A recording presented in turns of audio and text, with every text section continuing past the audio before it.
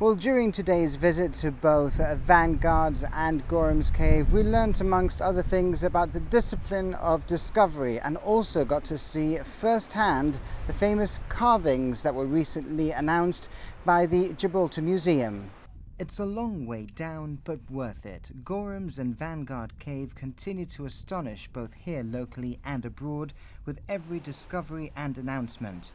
Today was an opportunity for the local press to traverse through the uneven terrain and see up close the work being done by the museum. Access to the caves, it has to be said, has been much improved over the years. The work we saw today was an area near the entrance of the cave thought to be some 50,000 years old, examining an area Neanderthals were thought to have made cooking implements and tools and cooked their food.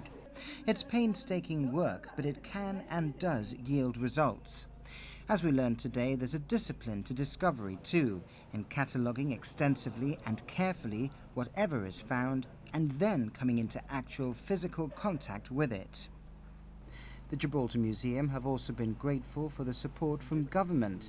This morning, Heritage Minister Stephen Linares spoke about the government's commitment to help and support, particularly with the UNESCO World Heritage Status bid coming up, and highlighted the important work being carried out here.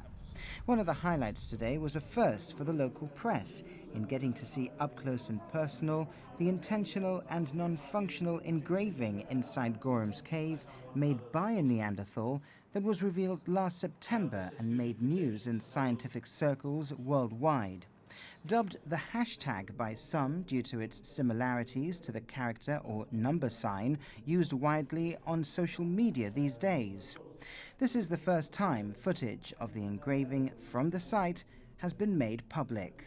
Well, the major discovery is because one of the things that was always left pending, if you like, with the Neanderthal was we had over the years began to understand them from our early thoughts that they were ape-like creatures to the fact that these people were humans. Maybe different, but they were humans.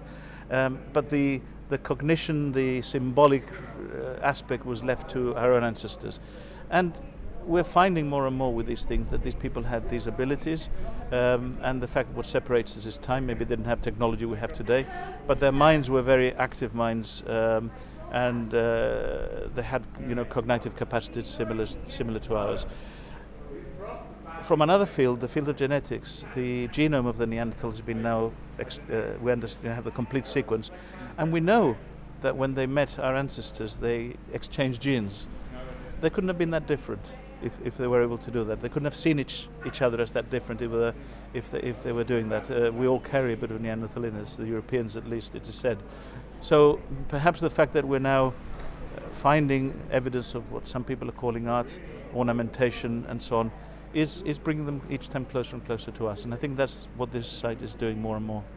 We were also shown the work carried out at Vanguard's Cave, and while there's no access inside yet, one can only start to imagine what secrets lie beneath and which generation will get the bragging rights.